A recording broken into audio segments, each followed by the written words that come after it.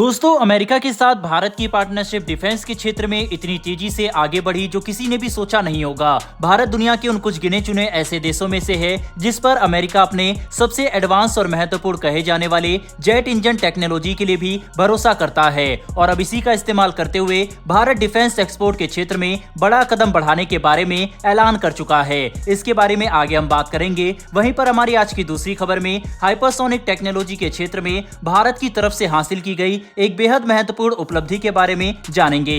तो चलिए अब इस वीडियो को शुरू कर लेते हैं। दरअसल दोस्तों, लेटेस्ट रिपोर्ट के मुताबिक भारत के हिंदुस्तान एरोनॉटिक्स लिमिटेड के चीफ डॉक्टर सीबी अनंत कृष्णन ने मीडिया के साथ इंटरव्यू में बातचीत करते हुए भारत की एक काफी बड़ी महत्वाकांक्षी परियोजना का खुलासा किया, जिसमें हम अमेरिका से मिलने वाली जेट इंजन टेक्नोलॉजी का इस्तेमाल करके ग्लोबल लेवल पर अपने निर्यात को बढ़ावा देना चाहते हैं। भारत का ये कदम डिफेंस के क्षेत्र में हमारी बढ़ती मजबूती और संसाधनों के सही इस्तेमाल करने को दर्शाता है। बता दें कि हमारे प्रधानमंत्री जब अमेरिका गए थे तभी दोनों देशों के बीच में जनरल इलेक्ट्रिक द्वारा बनाए जाने वाले F414 इंजन की ट्रांसफर ऑफ टेक्नोलॉजी और भारत में ही लोकल मैन्युफैक्चरिंग को लेकर डील पक्की की गई थी। इस इंजन का इस्तेमाल भारत अपने 3 एयरक्राफ्ट प्रोग्राम में करने वाला है। नाम लेकर कहें तो F414 इंजन का इस्तेमाल हम अपने तेजस मार्क 2, टेड BF और एमका मार्क 1 फाइटर विमान में करेंगे। इसके लिए हमें ऐसे सैकड़ों इंजन की जरूरत होगी, इसीलिए लोकल मैन्युफैक्चरिंग भारत के लिए काफी बड़ी बात है। और अब क्योंकि भारत इन्हें लोकल लेवल पर बना सकता है, साथ ही हमारे पास 80% ट्रांसफर ऑफ टेक्नोलॉजी भी होगी, तो भारत F414 जैसे वर्सटाइल और वाइडली यूज्ड इंजन के इकोसिस्टम का पूरा इस्तेमाल करना चाहता है। ये इंजन स्वीडन के ग्रिपन, साउथ कोरिया के F21 और अमेरिकी नौसेना के F18 फाइटर विमान में इस्तेमाल किया जाता है, जिससे हमें दो बातों का पता चला। पहली तो यह है कि F414 बेहद सक्षम और भरोसेमंद है, और दूसरा कि ये काफी अलग अलग प्लेटफॉर्म और रोल के लिए इस्तेमाल किया जा सकता है। लेकिन हमें यहाँ पर इस बात को भी समझना होगा कि जब भारत F414 इंजन जैसे एडवांस इंजन की टेक्नोलॉजी को लोकल मैन्युफैक्चरिंग के लिए इस्तेमाल करेगा तो इसमें काफी परेशानी भी आने वाली है। सबसे पहले तो भारत को सप्लाई चेन का निर्माण करना होगा जो किसी भी तरह के युद्ध या विवाद से अलग हो, ताकि हम हर हालत में इस महत्वपूर्ण इंजन का प्रोडक्शन जारी रख सके। इसके अलावा इंटरनेशनल मार्केट के कठिन स्टैंडर्ड को भी भारत को हासिल करना होगा, तभी जाकर हम ग्लोबल एक्सपोर्ट मार्केट में एक मजबूत छवि बना सकते हैं।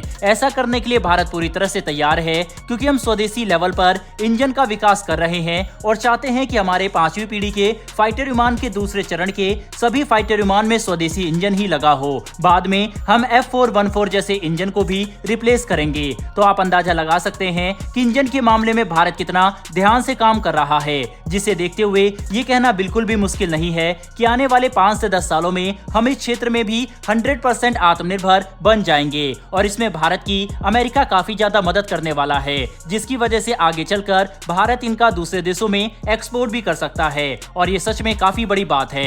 बहरहाल दोस्तों, बढ़ते हमारी दूसरी खबर की तरफ। ये खबर भारत के हाइपरसोनिक ग्लाइड व्हीकल की तरफ से निकलकर सामने आ रही है, जिसमें भारत ने काफी बड़ी सफलता हासिल करते हुए प्रोजेक्ट ध्वनि की पहली उड़ान को सफल कर दिया है। ध्वनि भारत द्वारा विकसित किया जाने वाला एक नया हाइपरसोनिक ग्लाइडर व्हीकल है, जो हाइपरसोनिक टेक्नोलॉजी के क्षेत्र में सबसे एडवांस और शक्तिशाली वेव राइडर कॉन्फ़िगरेशन पर आधारित है। इसे विकसित करना ही भारत के लिए बड़ी उपलब्धि है। प्रोजेक्ट ध्वनि के तहत हम जिस हाइपरसोनिक व्हीकल का निर्माण कर रहे हैं, उसकी सबसे बड़ी काबिलियत इसमें लगा स्क्रैमजेट इंजन होगा, जो मौजूदा समय में काफी ज्यादा महत्वपूर्ण है, क्योंकि इसी इंजन का इस्तेमाल करके हम हाइपरसोनिक रफ्तार पर किसी व्हीकल को ज्यादा लंबे समय के लिए रख सकते हैं, वरना इस रफ्तार पर व्हीकल को मेंटेन करना लगभग नामुमकिन होगा, जिसकी वजह से प्रोजेक्ट ध्वनि की ये उड़ान भारत के हाइपरसोनिक प्रोग्राम में एक बड़ी जीत बताई जा रही है।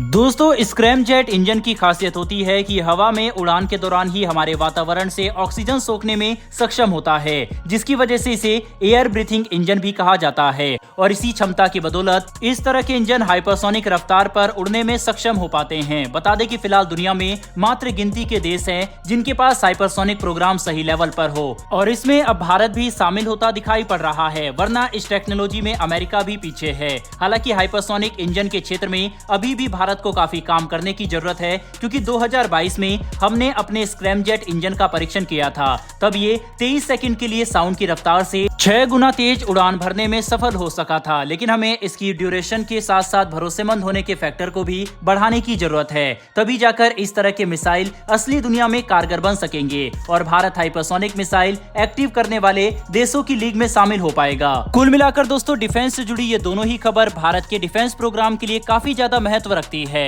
बहरहाल दोस्तों इस वीडियो में इतना ही। अगर आपको ये इन्फॉर्मेशन और वीडियो पसंद आई हो तो वीडियो को लाइक करके हमारी आने वाली डेली ऐसी डिफेंस से जुड़ी वीडियो के लिए नीचे दिए गए सब्सक्राइब बटन को प्रेस कर बेल आइकन को जरूर दबा लें। फिर मिलेंगे ऐसी एक नई वीडियो के साथ। धन्यवाद। जय हिंद।